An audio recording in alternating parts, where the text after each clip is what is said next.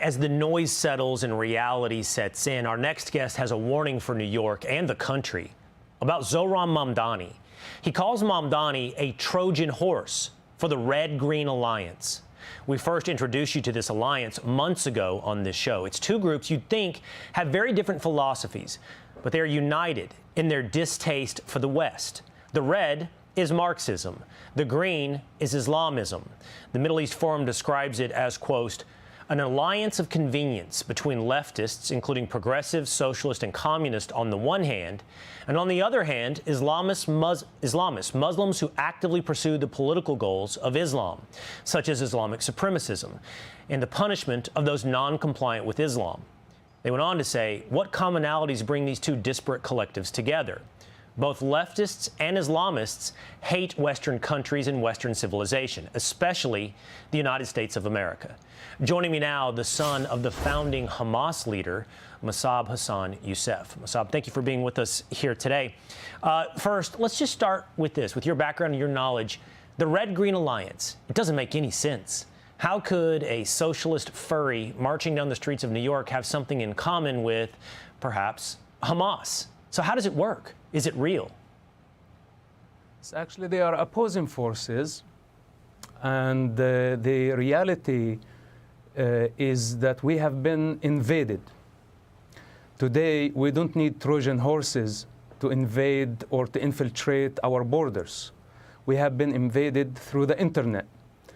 The communist countries, North Korea, China, Russia, they have been working around the clock to flood our internet, our social media with their propaganda. So they paved the way.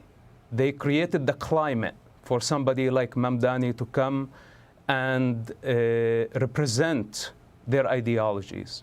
On the other hand, also we have Qatar, we have Arab oil countries, we have Pakistan, we have other Muslim countries that basically posing as white people, as Americans, and they have been spreading Islamic indoctrination through the Muslim Brotherhood, through other platforms.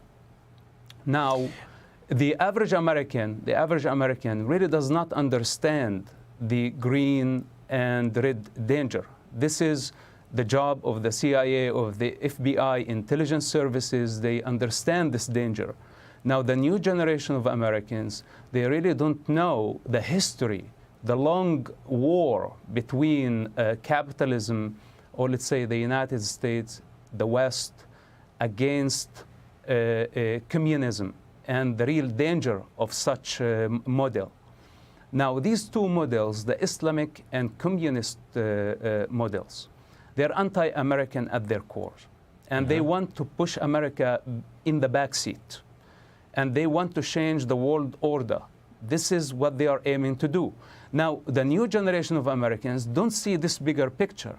They think that every other country is just like the American model, that people demonstrate their freedoms.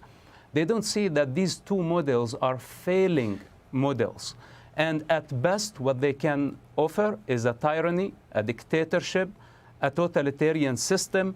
They can never succeed in representing a transparent democracy. And to import such ideologies to the United States means... So I just want to ask you this really quickly. I see that the two sides have a common cause in destruction of the West, Western civilization, the United States of America, even if they do have very different visions of what rises up from the ashes. But while you said a Trojan horse isn't necessary today, you still have described Zohran Mamdani as a Trojan horse. Explain. Yes, well, basically, had he not used the Muslim and the socialist cards, I would have not mind. If he represented himself as an American first and as an American last, I wouldn't mind.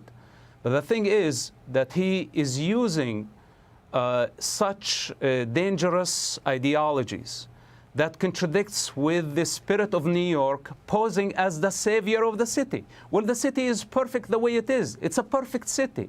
It's the most advanced city in the world. Okay, every city has its own problems, but this is the jewel of the Western civilization, and there is nothing like it. So he's coming to pose as a Muslim who wants to save the West. From what? From what? This is his hypocrisy. If he really cares for his people, why doesn't he go and build the Muslim countries, where it's failing, where there is barbarism, where there is nothing close to New York City or to the United States. But he's coming to something that's completely developed, and he's posing that he's going to integrate it into something greater. I'll tell you, Mossab, I would love to ask this question. I would encourage you, if you ever have the opportunity to interact with Zohran Mamdani, and I would invite him onto this program at any point. I would love to ask him exactly what you present. What is his vision? What is his model? Where is the society that he envisions having been implemented on this earth that he would like to bring to New York City? And I'd have that a very open, curious question for Zohran Mamdani. In the meantime, for much of what we've talked about, if you're curious, Mossab has written a new book. It's called From Hamas to America. I encourage you to check that out. And I appreciate the time that we had. I think we deserves a lot more time, and I hope to see you in the future. Thank you very much.